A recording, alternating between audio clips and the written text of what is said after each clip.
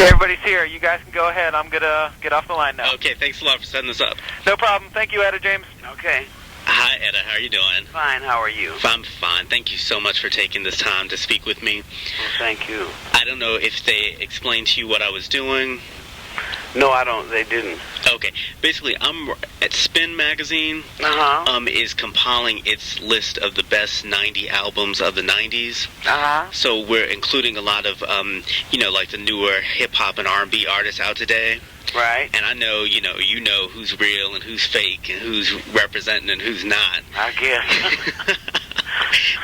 And so I was just trying to, and I know you've talked about Mary J. Blige before in an interview. Yeah. And one of the artists we're doing is Mary J. Blige and My Life.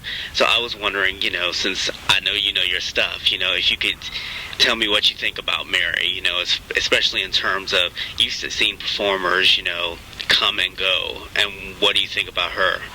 Well, I think that, actually, she's one of my favorites. Matter of fact, she is my favorite when it comes to the hip hop world, or the youngsters that can really sing.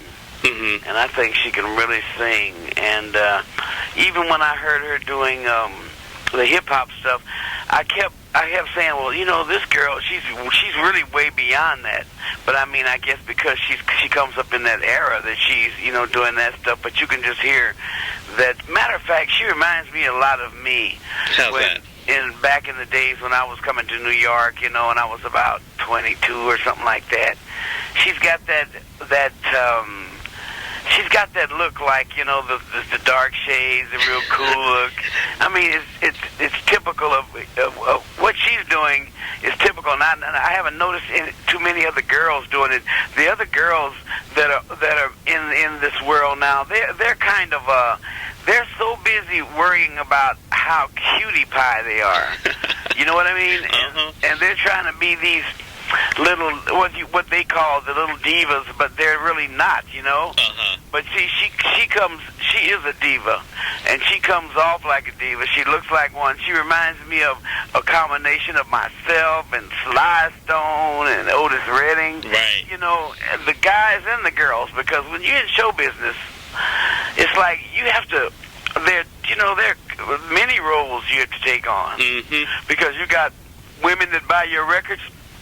And those women got to be just as much in love with you as the guys are in love with those other cutie pies or something. You know what I mean? Are the girls being in love with you as much as they are what is his name, Maxwell or somebody? Right. Well, you know your stuff. Yeah, and I just love her, and the thing was, she was on this show one time. I can't remember whether it was a Motown show. It was really kind of a fake Motown show. And she was on it. And I was supposed to be on it, but I didn't really want to go on that show because in the first place, I was never with Motown. Right. The second place, I knew that really wasn't Motown. Right. And I figured, I'm at the age now, I didn't figure that I needed to be, up there with them, raise your hands in the air, waving like, I'm not for that. I did all that, been there, done that. But she sang this song, excuse me, she sang this song by Dorothy Moore. You remember Misty Blue? Misty Blue? Mm-hmm. Hey, when she sang that, I said, well, that's it. Because when you catch a youngster can go dig in that pile, kind of like that little new girl, what's the little new girl's name? It looks like the little black porcelain doll. Lauryn Hill? Lauryn Hill. And Lauryn Hill is very smart as far as what she knows that she's supposed to be doing. Right. But I'm just wondering what she's going to go into, what she's going to sing. Is she going to try to do? See, you got to do some old school stuff. You gotta show, the system kind of like where you are, and when you get the old timers. Not that they're that important, but I mean, the people like myself and the Aretha Franklins and all the other girls that, that came up in that era. Right. When we hear the youngsters sing, we know who can really sing. Well, what do you look for? What are you looking for when you can tell somebody who really is representing, has that quality to them, or somebody that's just like here today, gone tomorrow? Well, me personally, I'm looking for the same thing I see in Mary J. Blige. It's just the way she dresses. her attitude. You know, that attitude is what gets it, you know. Well, how would you describe the attitude? Well, it's kind of like a turned-up lip attitude, you know. It's like, you know, any minute she just might stop and, you know, turn her lips up, you know, and tell everybody where to get off, or tell everybody where to get off in the song, and then she dresses like that, you know. She's got her shades on, and it's just, and then the thing is, she's got that, because you got to have that gospel, that, you know, if you're singing, you know, that kind of music, you got to be able to feel that in there. You don't have to hear it, you know, but you got to be able to, when somebody sings, you got to be able to feel that feeling. You know, it's that same feeling that you know, where you get those chills on your arm or chicken skin or something. And she gives me that. Not like, I noticed, what's her name? Monica. Right. Monica sang Misty Blue, and Monica's a different kind of girl. Monica's the type that I'm talking about that is the kind of bougie, the bougie girl that, you know, came out of the college and over down in Atlanta, and she's gonna be really cool. I mean, I like her. I think she can sing. We have to tell the truth. Yeah, and she could, you know, she could sing in church and stuff like that, and she's doing all right. But I just think her whole profile, you know, is like, if you'd put her and Monica up, I mean, her and Mary J. Blige up together, I mean, with me, it would be, you know, quite natural to be Mary J. Blige. So it sounds like you're saying to me, and if you're really trying to represent the music, you just have to come straight at it. You can't worry how you look. You can't be worried about, you know, how much hair is weaved in your head. You know, because, you know, that's what it is now. It's just a gone into thing. Everybody's trying to see who can wear the longest hair, whose hair can be the straightest.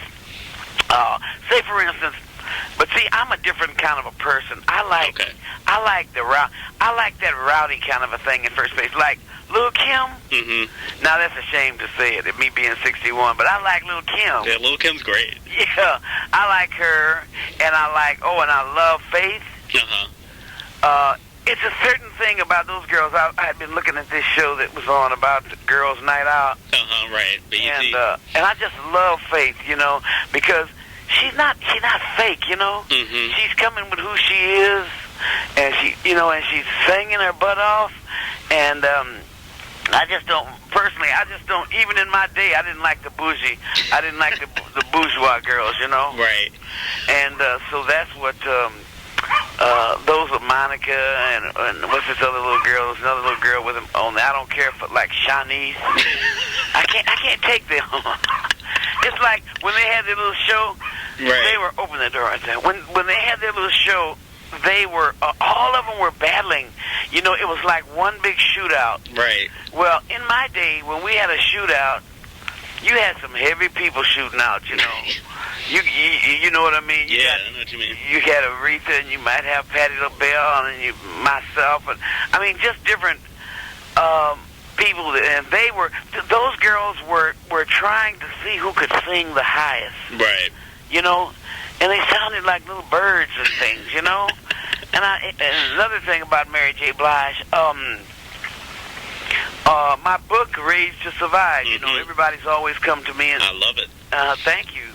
Everybody's come to me and asked me about if the book ever went to the screen, or someone ever did a movie of it, who would I want to do it? And first I said Mary J. Blige, because she's very much like me. Now later on I mentioned Queen Latifah. Right. I think I mentioned Queen Latifah because Queen Latifah's big, and she's got that thing about her too.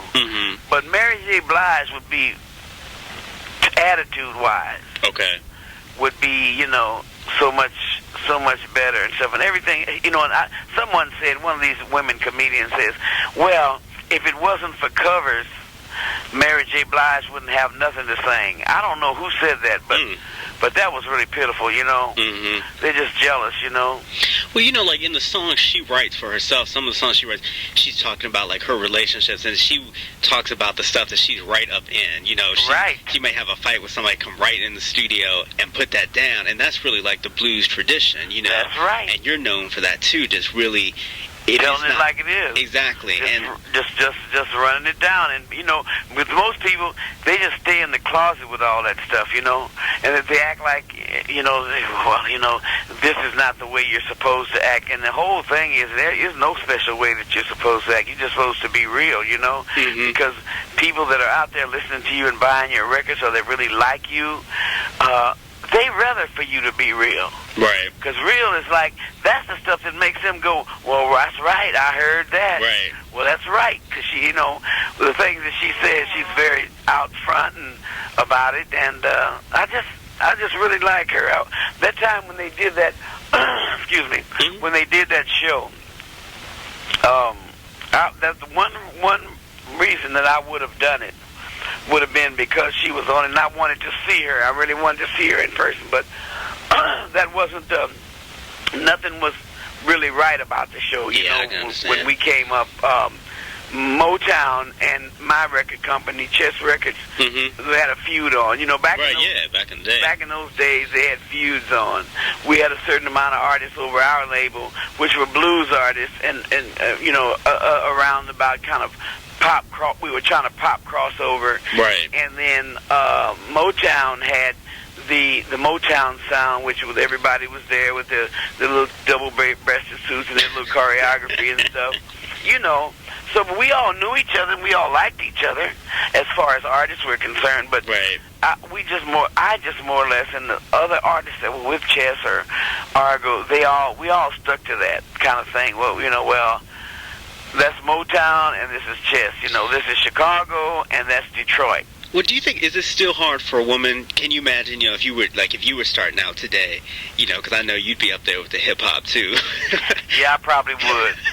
I'd be right up there. I'd be right up there with Queen Latifah and all that stuff. Right, you'd have your little rhymes going on and everything. Yeah. Do you think it's still hard for women artists, you know, to talk about because of the expectations and, you know, just dealing with relationships up in the business and stuff like that? You know, I mean, from what you can see of what the artists are going through now, between what you went through. Do I think it's hard for them Yeah. to talk about it? Mm-hmm. You know, there's certain ones like the Lauryn Hill and the Mary J. Blige. They don't seem like they have much of a time talking about it. But I think these other ones, Mm-hmm. it's like when you listen to some people's records. I'm one of these guys. When I listen to a record, I have to believe it. You know what I mean? Yeah. If someone, you know, if somebody 19 years old is telling me this torrid love affair that they had, and you know, and that, you know, this and that and the other went down, first thing I'm gonna say, I don't believe that, no way, because I don't even think they know. You know what I mean? Right. Mm-hmm. And I just think that they're, but I think they still have a tough time because certain ones, if you're not gonna be real, you're gonna have a tough time. Okay. Just like Lauryn Hill. Lauryn Hill is going to speak to her piece. Mary J. Blige is going to speak her piece. I would imagine those guys that are into hip-hop, they're probably the most macho little suckers that they are. Mm-hmm. You know? And they're good. And see, I remember going to Europe, and this man from Brussels, he was interviewing me, and he asked me, what did I think about hip-hop music, and what did I think about it? What did I think it was? And you know, when Europeans speak to you like that, you got to try to figure out what they mean. What they're asking you. Yeah, what they're asking Mm-hmm. you. And what he was asking me was, he was trying to tell me that he felt that hip-hop and blues, what I was doing, Mm-hmm. was like brother and sister. Mm-hmm. And I said, well, why would you think that? Because I was trying to figure out, what is he talking about, Right. you know? Yeah. The guys from Europe, here they come with their explanation Off the of wall, right? why, yeah. And then he said, well, you know, the reason I'm saying that is because the hip-hop people, the boys and the girls who do that, it's just like the blues. What they're doing is they're arguing, they're complaining, they're telling what it's like, they're telling about what they ain't gonna put up with. And you know, and then I said, yeah, that's kind of like, you know, that's another phase of the blues, because I've always been concerned about what our young black people Mm-hmm. were going to do as far as are they going to carry blues on? Is it going to be in the phase that it was always in, or no, it's not? Is it going to go into another phase? And that I think that's sort of like the phase. And then I did a show, a Grammys show that was called Saluting the Blues, and we were B.B. King and Albert King and all of us, and all the rappers were out there, like Orange Juice, doing them, the Orange Juice Jones and Run DMC and all of them, and it was just a auditorium full of those real OG guys. Right. And they just, when we came out, and we were doing the blues, and, you know, it was just the way our whole attitudes, and we came out like gangbusters, and were just, you know, beating dead horses, you know, and they just loved it. I remember my kids, because my kids jumped up and said, all right. Well, my kids all along had felt like, Mama, you know what, you're played out. Oh, really? Oh, yeah. You know, when they like Too Short and all them guys, you know, first thing they want to tell you is you played out. But you did a record with Def Jeff or something, didn't you? Yeah, yeah. But that's the one thing that I think that made them all of a sudden realize I wasn't played out. Because if I could sing, and then my manager asked if Def Jeff could come over and rap on this, and then what I did, I made an appearance in his video. And it was the whole thing of the video where you just sit there and you got your hat and you just bob your head, you know. And I thought that was so cool. And then my kids thought that was so cool. So my kids, they didn't even, I mean, with me, I wasn't cool until I did that. Right. But now I'm cool because when they deal with other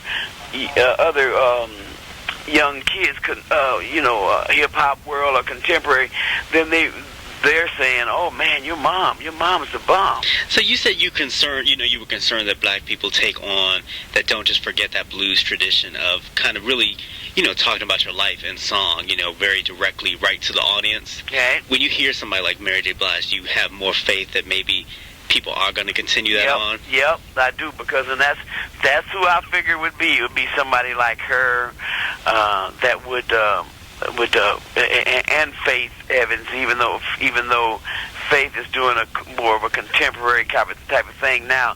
They're basically what I call blues singers. If you just think back about Dinah Washington and her whole approach, even though she could sing everything, and she could sing from gospel to contemporary to jazz to whatever you put before her. Right.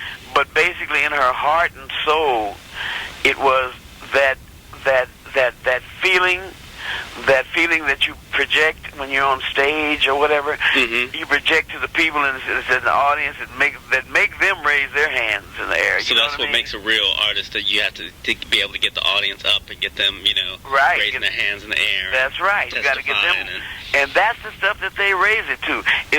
Is whatever you're talking about, and the reality. Because what they're doing is amen in that. Right. You know, and that's what I think that Mary J. Blige is going to be she is going to be the ringleader.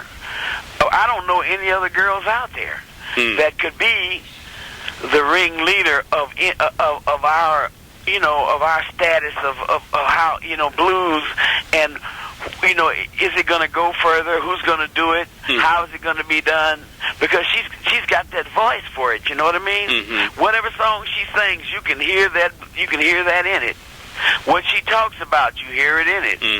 Because she's saying some real stuff, and that's what the blues is about. It's just being real and saying, hey, this is what happened, and so what, you know? Right. So I got knocked down. I'm knocked down. I'll get back up. You can step over here if you want to. You know? And I think that's, you know, I think that's so cool. So, I can't think of any other girls at this point. Well, you done knocked down, you know, half of them. Huh? I said you've cut down half of them. Oh, Lord. We won't put that in. You think they're going to... I won't mention Monica. No, I don't mention Monica. But, you know, I really appreciate you so much talking to me about this, because it's like, it's so good. I think people really need to hear, you know, somebody like you that really knows what they're talking about to evaluate the young artists. You know, it's one thing just to have people that are all up in it evaluate the artist, but you know what you're talking about, and I really just thank you so much for taking the time to talk to me about this. Well, I thank you so much, and send me a copy of that. Definitely. I'll send it to your man, a copy of the article when it comes out? Yeah, the article, definitely. And so is she gonna... She's already did the interview with you? Yeah, and she's a sweetheart. She's just an absolute, you know, she's bad. If you met her, you would... Bad. Yeah, she's about her business, but, you know, she's very nice, very real, very open. I hope you all get a chance to meet and stuff. I would love to meet her. Well, if you get to see her again, just tell her I really love her a lot, and I think she's bad. She is bad. Definitely.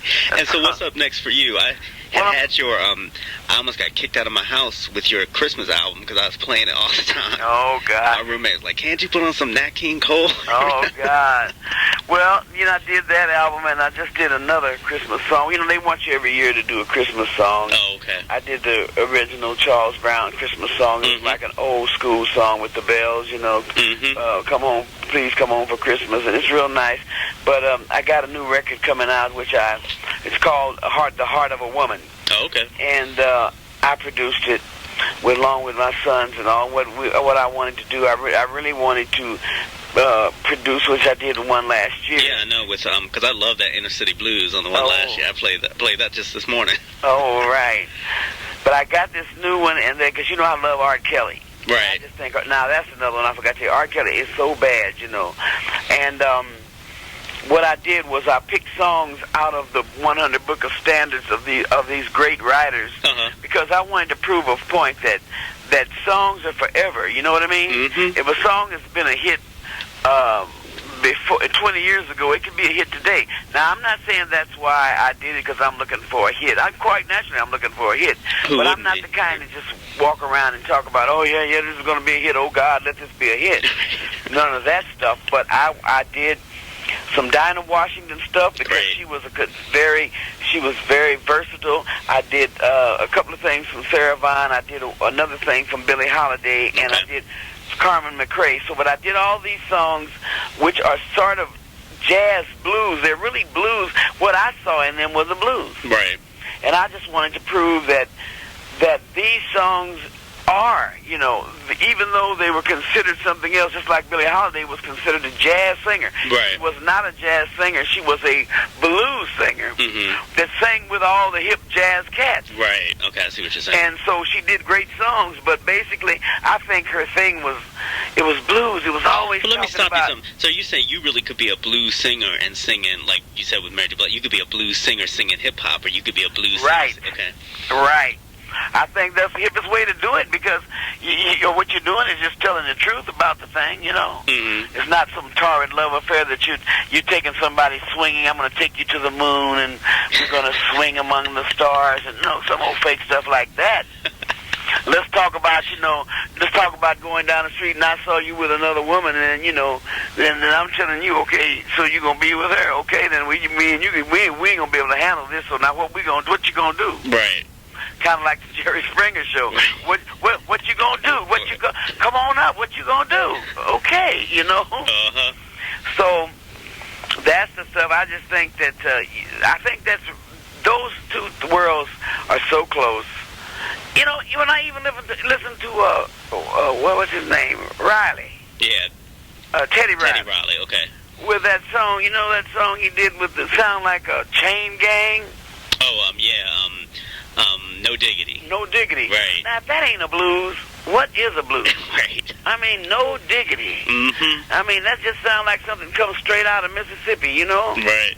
So, I think these kids are on to it, but it's just some of them, you know, I think they've been told, like I was told about 15 years ago, that the blues is not the right way to go because it's Uncle Tom music and it's Tobacco Road. That's what they told me, you know. And I said, Uncle Tom music. I mean, it's like it comes from the old cotton picking days. Right. And then a guy who told me that was a country guy. Right. And he was showing me the reason people don't like to even go to blues back then. They don't, but they love to go to blues festivals now. But he was saying why they don't like to go is because they don't want to be affiliated with it. And you've got some black people that are ashamed of the fact of some of the stuff that you might be talking about. Yeah.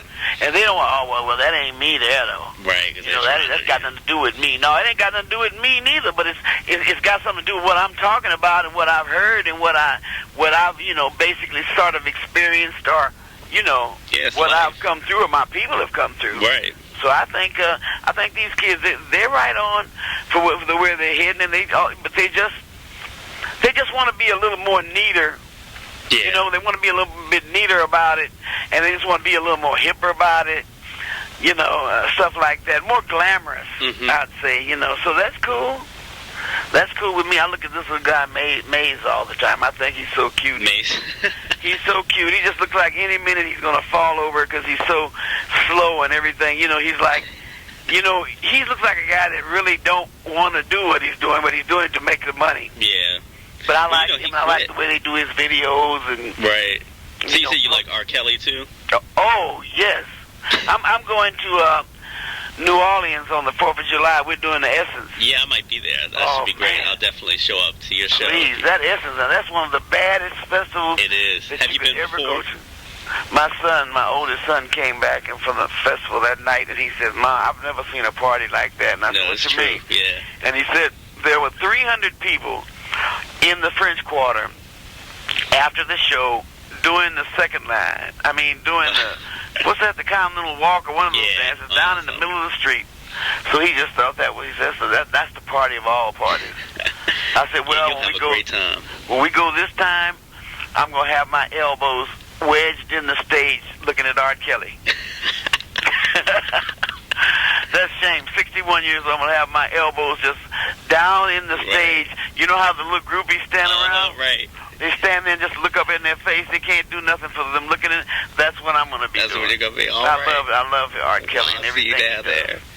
Thank you so much, Etta. I appreciate this so much. This has been like the highlight of my career. Just being able to so much. Talk to you about music and everything like that. And I wish you the best of luck. And I'm definitely going to be on your album. When's it going to come out? Very soon. I think it was supposed to come out the 27th and 28th of this month. Okay. Okay. Wonderful. Thanks so much, Etta. Thank you. Okay, you have a blessed day. Bye-bye. Bye.